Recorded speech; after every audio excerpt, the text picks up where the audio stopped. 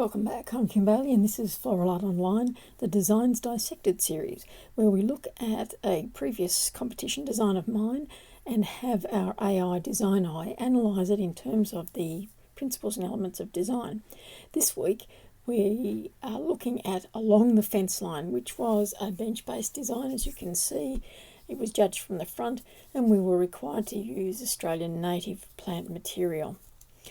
The design itself didn't get a place, and I can see in looking at it now it's exactly what the judge said. There was no depth.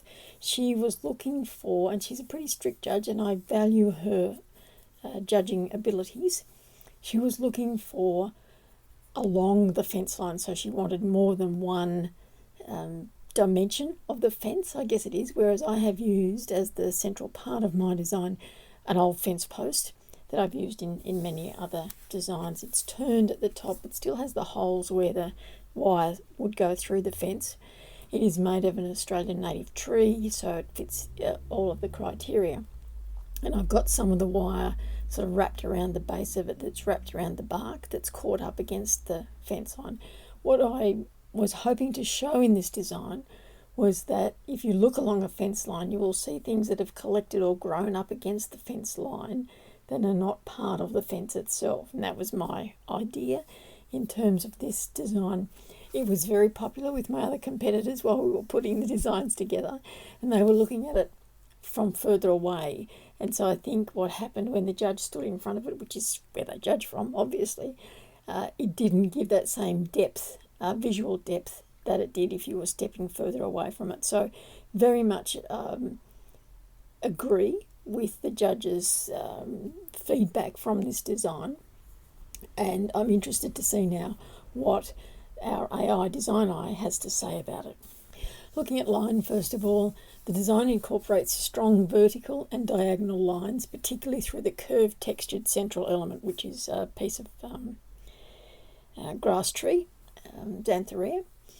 The fine wispy grasses create additional movement and contrast against the heavier, more structured elements, so that's the fence post itself and the darker and therefore visually heavier looking grass tree spike. The horizontal placement of the bark at the base provides grounding and reinforces the concept of a fence line, and that's rewarding. I guess the other thing when I look at it now is that it blends into the bench, and this is something that I often forget when I'm putting designs together, is that in this competition the benches are this bland grey colour, and you do need to have a baseboard. So, and had I had the baseboard and even just had a plain baseboard that still was covered with the bark but had it running front to back of the design, it would have given me a little bit more depth to the design and separated the design from the bench, which is what you need to do with a baseboard. So form and shape. The asymmetrical structure adds visual interest with contrasting angular and curved forms.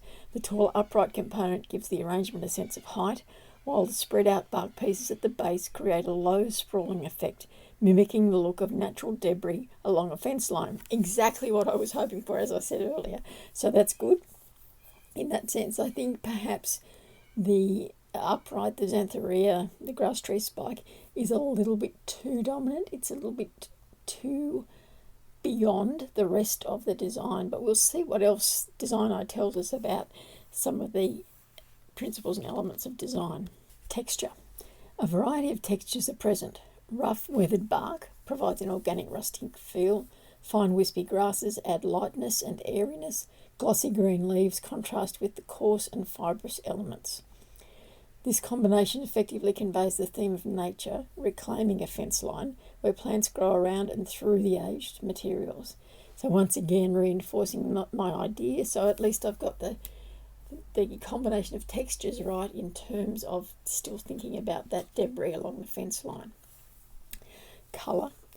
The palette is earthy and natural with shades of brown, green and soft pinks. The small pink flowers, which are kangaroo paw, provide a subtle contrast, adding a touch of delicacy to an otherwise rugged composition. And that we'll see when we get a little bit further into the analysis, but that might be a problem because they might, in fact, in terms of scale and proportion, they might be too small for this design. When you think about the overall impact of the design, they might be not the right or not massed the right way to match the scale and the proportion of the design. Space. The design effectively utilises open space, especially in the upper section where the tall vertical element and grasses create a sense of movement and airiness. The negative space around the bark pieces prevents the base from feeling too heavy. I probably would have liked a little bit more space around them. To me, it looks still a little bit too heavy on the base, but you have to balance that with the heaviness of the timber upright from the fence, because that's a very dominant feature in most of the other designs where I've used it. Balance. The design has an asymmetrical balance, with weight concentrated at the base while the upper section remains lighter and more open. The tall curved element helps maintain stability by leading the eye upward while being anchored by the horizontal bark placement.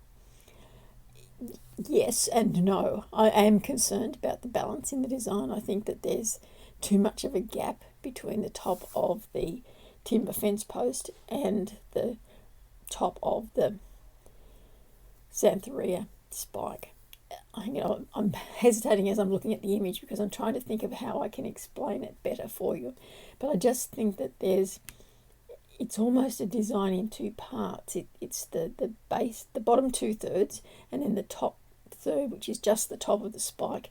And if I had cut the spike off at that curved point, it wouldn't have the same sort of impact. So I need that height. I need that spike to be going up that high, but I think I need other things going up that high with it. Proportion. The proportions between the vertical and horizontal elements create a well-structured arrangement.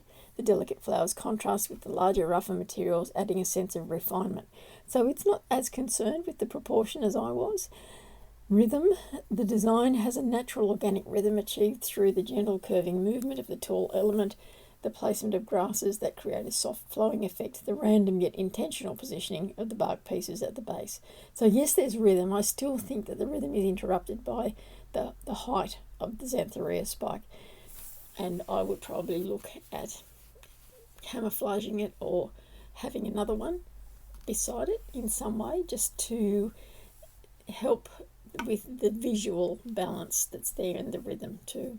Emphasis. The tall, dark, curved element, that's the Xanthorrhoea spike, acts as the dominant focal point, drawing the eye upward. The pink flowers provide a secondary point of interest, softening the composition. So it's still not feeling that they are too out of proportion, that they're still part of the design. So that's reassuring for me.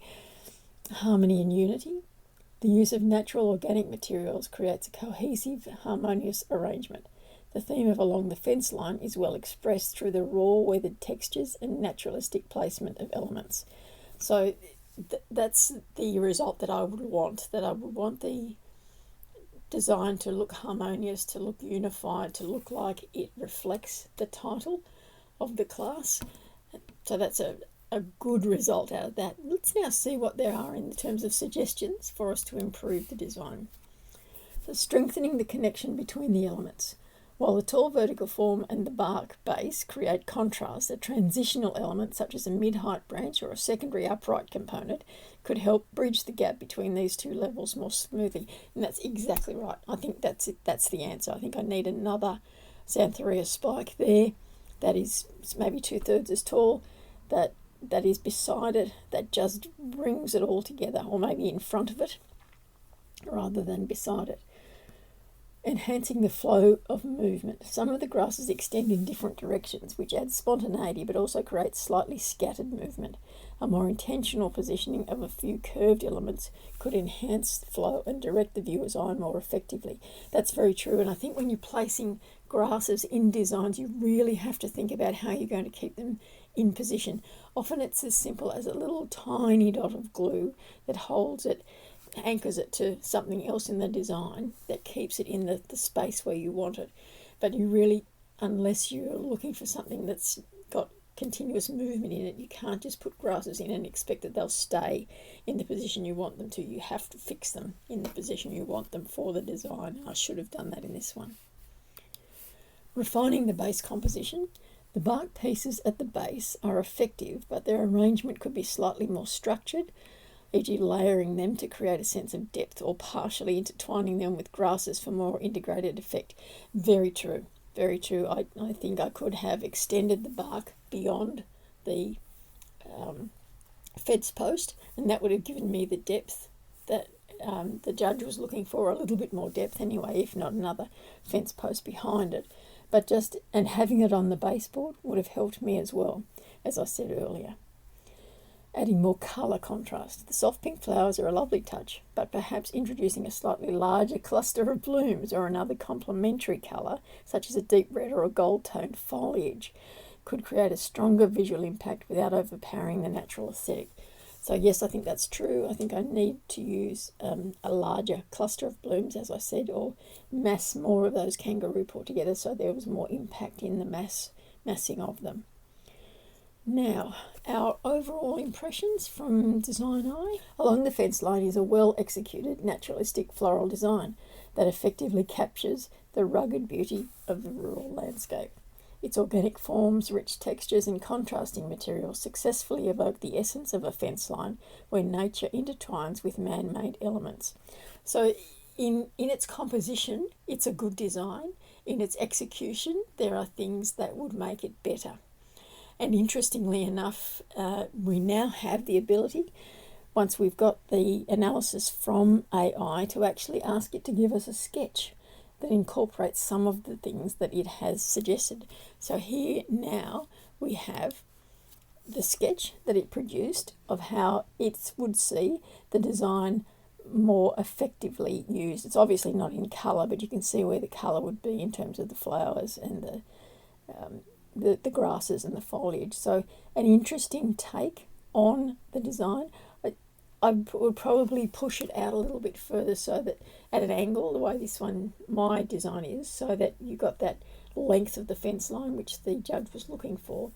But still an interesting concept that's come from DesignEye, incorporating the suggestions that it made based on the design that I presented to it. So if you would like one of your designs analysed by DesignEye, all you need to do is go to the website and submit an image. Within about 24 hours, you'll have your written report back. If you would also like a sketch of using the suggestions that it makes based on your design, just ask for that when you do the upload of your image. But I will leave this week's analysis for now. I'm Kim Bailey. This is Floral Art Online, the Designs Dissected series.